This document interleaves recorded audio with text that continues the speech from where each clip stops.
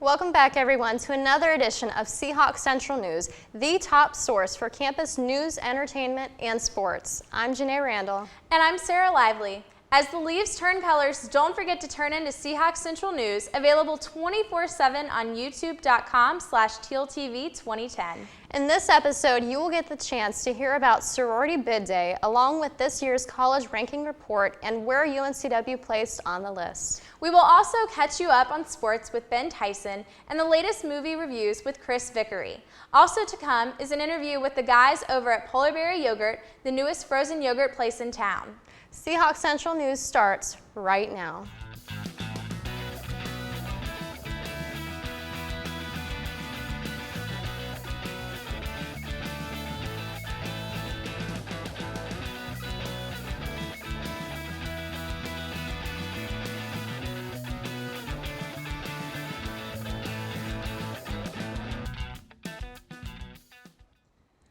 We are saddened to report the death of Amanda Johnson, a program assistant for the Osher Lifelong Learning Institute in Public Service and Continuing Studies. Amanda was a Master's of Liberal Arts student at UNCW and passed away last week after long-term health issues and pneumonia. A celebration of her life was held at St. Timothy's Episcopal Church in Greenville, North Carolina last weekend. UNCW is once again ranked in U.S. News' top 5 public master's universities in the South. This year, UNCW is tied with the College of Charleston as the number 4 public master's university in the South, up from last year's number 5 ranking. The university is also ranked as number 11 of the 127 public universities in the South that provide a full range of undergraduate and master's level programs.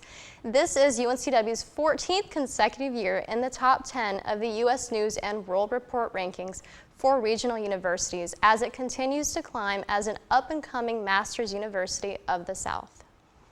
The Wilmington community has a new frozen yogurt shop in town. Polar Berry Yogurt opened its doors about a month ago off of South College Road and offers a variety of delightfully cool treats. Reporter Travis Sullivan has the story. Hi, I'm Travis Sullivan here at Polar Berry Yogurt off of South College Road. Just opened up about a month ago, and we're gonna see what kind of frozen treats they have in here and talk with the store manager, Matt. As you can see here, there are a cornucopia of different toppings to put on your frozen yogurt. And they have stuff that you might not have ordinarily thought of, so you can make something creative and special. Our 2 lead anchors, Janae and Sarah, decided to make a combination of their own and started off by using one of the special flavors that Polar Berry Yogurt has to offer. Well, we came up with this idea at the end of last year, and we started building in, I think, March. And we wanted to be open by May, but we didn't get open until August. So it took a couple months longer than what we'd anticipated. Well, our manufacturer for our yogurt's Yo Cream, and they're based out of Portland, Oregon, and incredible yogurt. And they offered to give us a sample of the maple bacon donut, and that's one of the few diverse flavors that they have. So there's just an array of flavors we can choose from. There's over 120. Polar Berry Yogurt is open 7 days a week from 11 a.m. to 11 p.m. You can check them out at www.polarberryyogurt.com or check out their Facebook page. I'm Travis Sullivan with Seahawk Central News, Teal TV. Thanks, Travis. Now let's go outside with reporter Rachel Nagel for Talk on the Walk. Welcome to another edition of Talk on the Walk.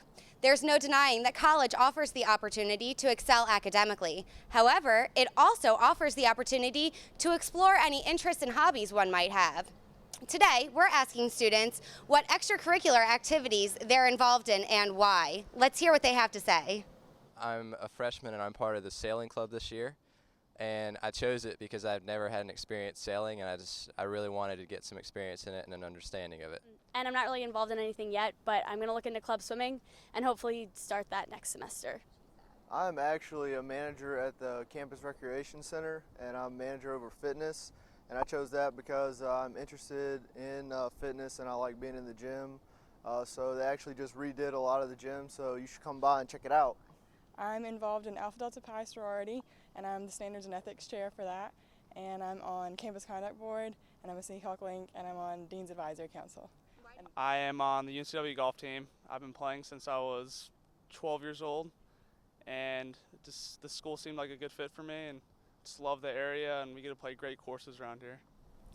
Whether it's Greek life, honor societies, or athletic clubs, UNCW is bound to have a program that appeals to your interests. To find out more, just type in some keywords into the search engine located on the UNCW homepage. Until next time, I'm Rachel Nagel for Seahawk Central News, Teal TV. Thanks, Rachel. UNCW's Randall Library has a new exhibit focused on sports history and memorabilia from during and after World War II. The John Gunn collection will be on display in special collections from now through December 15th of this year. Gunn, a retired Marine Corps colonel, donated the collection to Randall Library after spending years of his life with his family in the Wilmington community. The collection is primarily focused on college and professional football and basketball, but also has publications related to military sports programs and professional baseball. The public is invited to visit the exhibit during special collection hours, Monday through Thursday, 9 a.m. to 5 p.m., and Friday from 9 a.m. to noon. Our reporter Jill Capodanno has brought us an inside interview with an all-faculty band, the Schoolboys. Stay tuned to our page, youtube.com/tealtv2010, for the Schoolboys' full interview and music showcase, performed in our very own studio. Now, let's catch up with Caroline Walkup as she brings us the scoop on Wrightsville Beach about the Party the Right Way campaign. The town of Wrightsville Beach prepares for hundreds of patrons as they restock their bars and restaurants. North Lumina Avenue is consistently packed with tourists and late-night crowds. I spoke with the mayor about the campaign. I'm here with Mayor Signotti on North Lumina Avenue. Mayor, how are you today? Doing great. Feels nice and chilly out. It's great. Yeah, it does. Feels like fall. Can you tell us what this campaign is and how it got started? Okay, this campaign began last spring, and it started with a UNCW student named Meg Eaton, and she was challenged with a task of coming up with a logo for our downtown area to try to encourage late night revelers to have a good time, but also respect our community as a family community. Okay. I know it began a few months ago. How has it done so far? I think it's been very well received.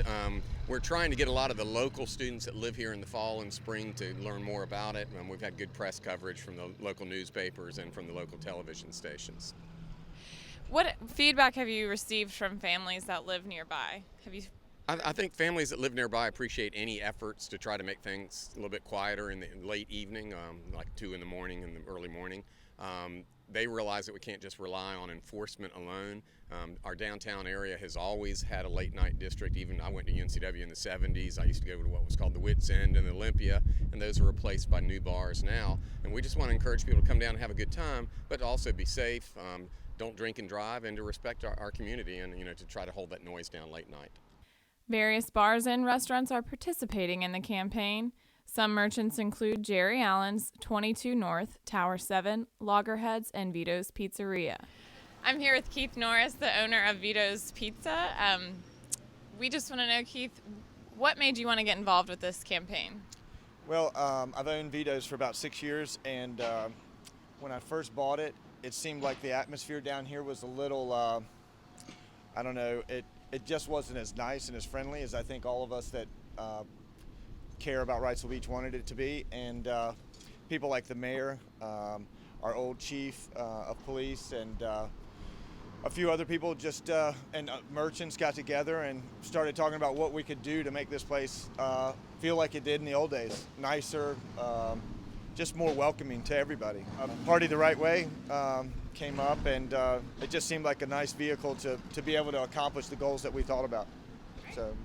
Have you noticed a difference since this began in the spring, the campaign? I think so. It's still early in it. Right when we started it, I think it was the spring, and the students were about to leave, and then we went through our summer season, and, I've seen a better attitude in the beach over the last few years, because this is what brought Party the Right Way up. Everybody was caring, and I think this now, is going to top it off.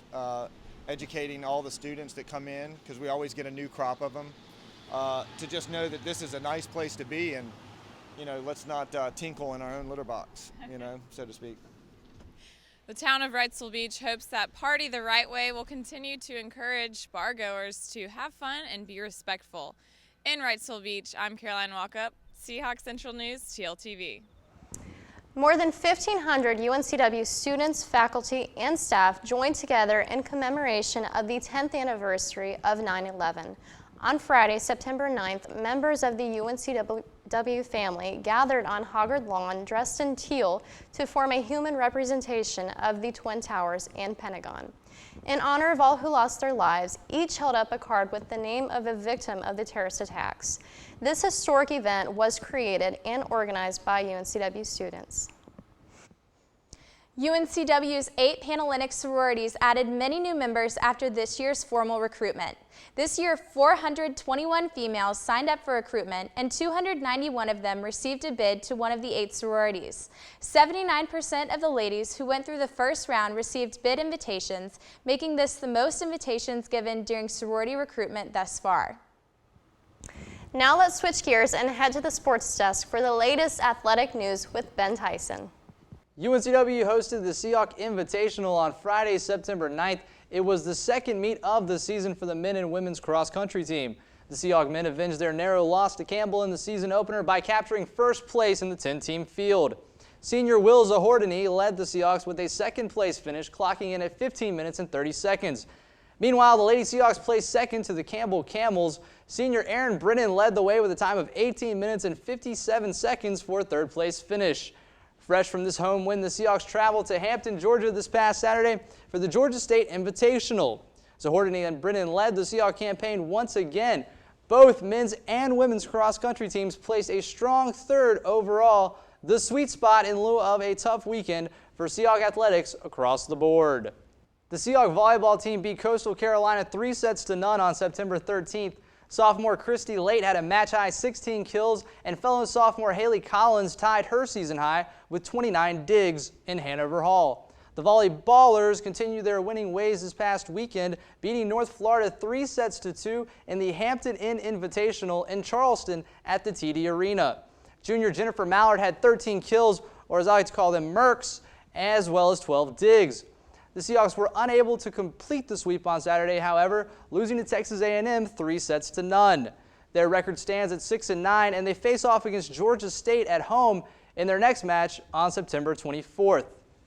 Switching sports, it's that time of the year again. That's right, time for the Courtyard by Marriott Classic, a yearly invitational that welcomes visitors from out of town to enjoy the last summer weekend Wilmington has to offer. Both the men and women's soccer teams participate in the Classic with 3 other schools. In Game 1 on Friday, September 9th, the men played the Hartford Hawks. Let's go to the highlights.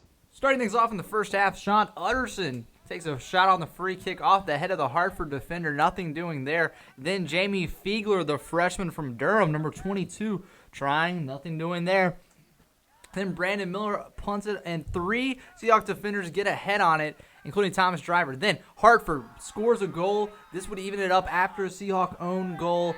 After a Hartford own goal early, scores now 1-1. Then number 14, Jamie Dello, with a pass in the box, and you see the Hartford defender holding the UNCW player, so a penalty is called. This is in the 88th minute with less than 90 seconds remaining. Sean Utterson, for in all intents and purposes, the win.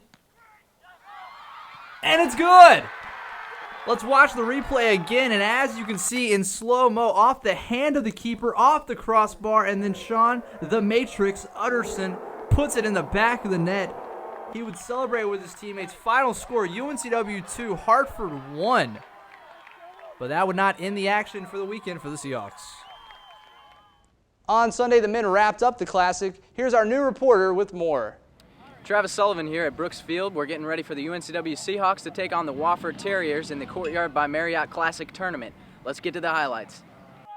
The Seahawks would start things off with a nice cross here inside. Shot would go off the goalie, and a header gets in, but it's called back with an offsides penalty.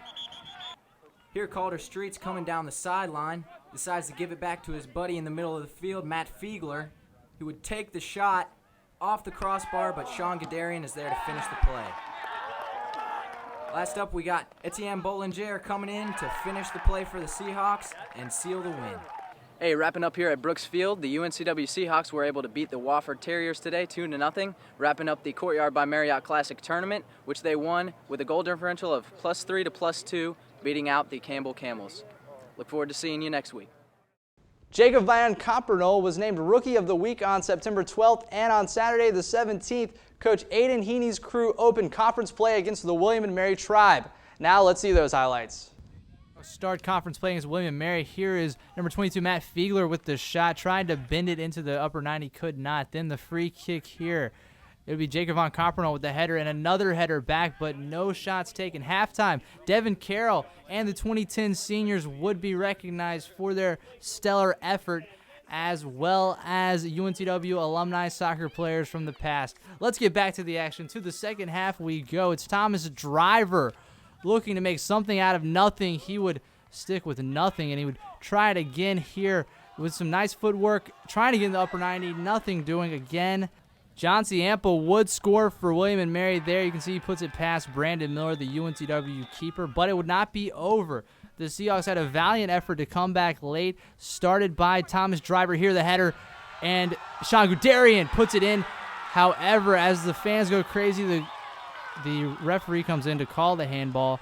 The goal would be disallowed, still 1-0. Then Sean Guderian again trying to put it past the keeper, but he was tough in the goal there. Here we have Thomas Driver to Adama Waki. Waki wanted it, couldn't get it. Really, it had to be. There was a frantic final few minutes. You see the final shot will be taken here by Jacob Von Compernol, and it is wide. Final score 1-0, William & Mary. The Seahawks fell to 2-4 with the loss and continued conference play on September the 24th, that's a Saturday, at Hofstra, following a match in Durham versus the Duke Blue Devils. The women's soccer team dropped 4 games in a row beginning Friday, September 9th, with a 2-1 loss at Furman. That was followed with a 2-0 drubbing versus South Carolina on Sunday, the 11th. The team was back home this past Friday for the Courtyard by Marriott Classic against the North Florida Ospreys. Let's roll the highlights. It was a breezy Friday night at the Seahawks Soccer Stadium. We start things off with Amanda Holmes taking the shot. Early in the first half, it would be deflected by the North Florida defender. Moving on, Stephanie Rose has a break for the Seahawks there in blue. She takes the shot. It would be saved by North Florida keeper Megan Dorsey, the 6-foot-tall sophomore. Then Chandler Follett, we have our own 5'10" goalie. She would get the save there, but not here as Heather Botello puts it in the upper 90 for the goal. 1-0 is a score there, but the Seahawks would have a chance. Amanda Holmes could have skated it past the keeper, but she couldn't do it. Final score, North Florida 1, UNCW 0. On Sunday, the Western Carolina Catamounts were the opponents. Let's see what happened. Freshman Katie O'Donnell, number 21, takes the pass to Stephanie Rose, who takes the shot just a bit outside. Then Laura Webb, number 4, for the Western Carolina Catamounts with the shot on the corner kick, and it is saved by Caitlin Hunter there between the pipes and orange. Then the free kick by UNCW. That would go wide, and Katie Jacobs would make the save. However, the goal would be scored by Western Carolina's Emily Lynn. You see it twice just past the goalie, Caitlin Hunter. Final score 1-0, Western Carolina. The UNCW baseball team played a rare fall game against a very special opponent this Saturday. Roll it. The Seahawk Baseball Club would welcome the Team USA under-18 team to Brooks Field on Saturday. On the mound for Team USA, number 21, Carson Kelly. And on the mound for UNCW, number 27, Tyler McSwain. Start things off in the top of the first. That's number 1, David Dahl at the plate for Team USA. Dahl would hit a deep double to left field. It would bounce off of the wall, and he would get 2 bags for that one. Dahl, a highly touted prospect, 6'2", from Birmingham, Alabama, would set the stage nicely for Jesse Winker. Winker, number 23, at the plate here. By all intents and purposes, a top 5 draft pick in the coming MLB prospect draft in the spring. He hits a 2-run shot there to make it 2-0 Team USA. Then Addison Russell here with a broken bat single. This will be a little bit later in the game. That's Matt Batts on the mound, and Batts had bats flying at him. And we don't get a lot of that at Brooks Field. That's the first time I've ever seen it, actually. Moving on to Nelson Rodriguez, a hybrid of Nelson Cruz and Alex Rodriguez, both current and former Texas Rangers greats. Here Rodriguez, the bouncer up the middle, gets past all 3 infielders for the base knock. Then Addison Russell on the mound again. UNCW trying to turn the double play, but Russell would beat it out at first. The crowd goes wild, but the play is called out. Then number 3, Albert Almora with the infield single. The third baseman for the Seahawks could not pick it up. Addison Russell would score to extend the lead for Team USA. Then Carson Kelly still on the mound. Duck! as the base hit by number 33, Drew Farber, would score number 8, Matt Campbell, for the Seahawks, one of their 2 runs on the day. On the mound, Batts was impressive, as was McSwain. You see a strikeout there. Then Team USA showing the Seahawks how the pros turn the double play, and they would both be called out, much to the chagrin of Seahawks fans everywhere. And the bleeding would not stop there, as number 24, Joey Gallo, hits it all the way out to the gallows, deep in left center. Final score, UNCW 2, Team USA 9. The manager for Team USA is Scott Brocious, a 3-time world champion from 1998 through 2000 with the New York Yankees. Brocious picked up a World Series MVP, an All-Star selection, and a Gold Glove Award playing third base for the Yankees. Well, that's all for now. Have a great week. Thanks, Ben, for catching us up. Many students may be upset to hear that this Thursday's fall concert featuring Anne Boleyn and Switchfoot is sold out. The Association for Campus Entertainment, or ACE, is holding the concert in Keenan Auditorium from 7:30 to 10:30 p.m. Both bands will perform 70-minute sets, with Switchfoot going on stage first, followed by Anne Boleyn. Including a 20-minute opener, the concert is expected to have a full 3 hours of live music. The 2011 Student Organization Leadership Conference was filled with active students this past Saturday. The event included 2 members of nearly every student organization on campus, from student media to sports clubs and student government. The SOLC takes place each year and provides positive educational opportunities for student leaders through a series of breakout session workshops. Student representatives are required to attend each year in order for their organization to remain registered with student activities and stay active on campus. The event also provided a meal for the student leaders and a keynote speech by Larry Ray with Campus Life. Now here's the latest big screen updates and critics on campus. Here's your host, Chris Vickery. Thanks, Janae. Welcome everyone to Critics on Campus, where we review the latest movies in the Wilmington area. I'm your host, Chris Vickery, alongside my co-host for the day, Chris Harris. Today we'll be reviewing 2 movies, as always, and this week we reviewed Drive and Contagion, which were 2 equally impressive movies, I think. The first, Drive, is a film from the Sundance Award-winning director Nicholas Winding Refn, who is Norwegian, quite so, actually. Yes, he directed Bronson. Yes, and this film is not the action flick it was touted as in the trailers. Fortunately, I was able to skip the trailers, but what this movie is basically the smart man's thriller, where it builds up this enigmatic character known only as the driver, played by Ryan Gosling. And basically what you see at the beginning is a dialogueless, well, almost dialogueless, setup where he just is going about his normal jobs and just the sort of people he interacts with. And it's very, very gorgeous, because the cinematography in the movie is quite amazing. Certainly. It just makes you focus a lot more on the dialogue when there's just not a lot being said. And fortunately, the dialogue is actually very good when it's being used. And the driver's he's a character that reminds me a lot of Clint Eastwood's Man with No Name, in that he's a force of nature instead of a character with a well thought out background, where you just get the basics. Where he's a driver, he goes into the criminal underworld sometimes, and he's also a stunt car driver for movies. Yeah, and he's the kind of character that you can watch and just enjoy the places he takes you. The film does, in a sense, take you on a drive, on a trip that you won't forget, and that's the most enjoyable thing about this film. It's not your standard action flick. It's not The Transporter. It's not Fast and Furious, which I think a lot of people might have expected. But it is a very compelling drama, a very beautifully shot thriller action piece, and the entire movie hinges upon its razor sharp tension. And razor sharp is a very apt description, because sometimes there are some violent scenes which actually took me back pretty far, just because when there's, as I said before, it's built like a Hitchcock film, where it's nothing but tension upon tension upon tension, and then when it finally breaks, it breaks in a spectacular fashion. Certainly.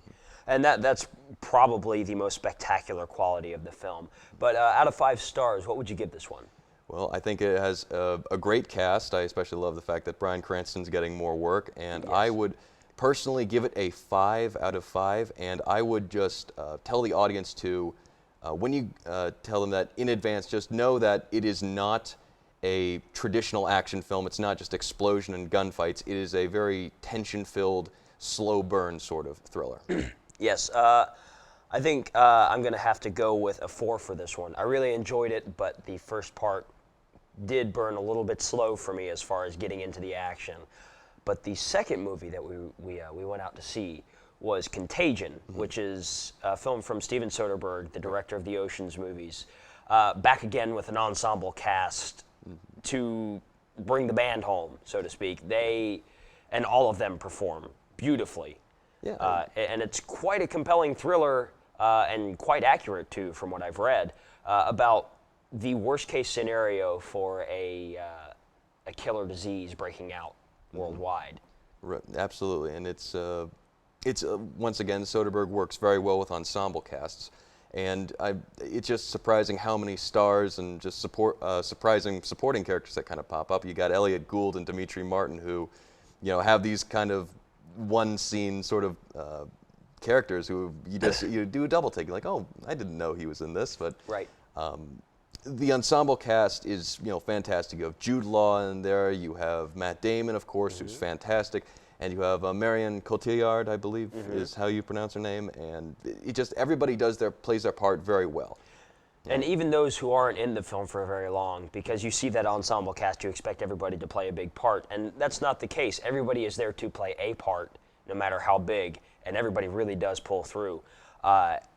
This film, much like Drive, has the razor-sharp tension as well. You see society kind of unwinding as the story unfolds, and it goes quite hand in hand and makes a very compelling thriller itself. Which both of these movies, and this one is no different, it will keep you on the edge of your seat for the entire viewing. Yeah, I would say yes, it's also tension-filled as well, but it's more along the lines of what will somebody do to keep their humanity, and how would society react to something as apocalyptic as this disease being released upon the world, really. And it's just amazing to see, and just how far people are willing to go for maybe their country or for their own family.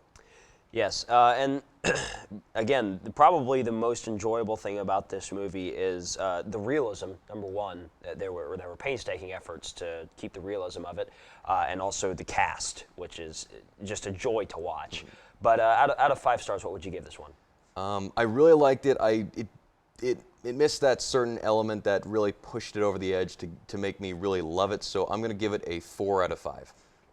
And I'm actually kind of reversed of you today. I really loved this film, and I think I'm going to have to give this one a 5 out of 5 just for the chances it took for going as real as it did. So those are the movies for this week. Be sure to stay tuned next week as well. We'll be reviewing a few more movies.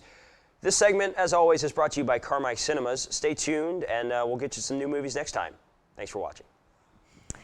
The UNCW Department of Theater will open its 2011-2012 season with the production of The Bald Soprano and The Room. Audiences have the chance to see both The Bald Soprano, directed by Anne Berkeley, and The Room, directed by Charles Grimes, in one show and one setting.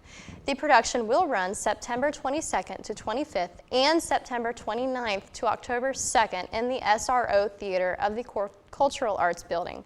Tickets are available now at the Keenan Auditorium box office. For more information about the production and future productions, please visit www.uncw.edu/thr. Well, Seahawks, that's all for this episode of Seahawks Central News. Be sure to check out the latest edition of Seahawks Central Newsstands all over campus. And remember, you can keep up with Seahawks Central News and the full Schoolboys interview and showcase by stopping by youtube.com/tealtv2010. Special thanks to the Communications Studies Department and UNCW TV for making our show a reality. Also, thanks to the Schoolboys for stopping by. I'm Janae Randall. And I'm Sarah Lively, saying, so long, Seahawks.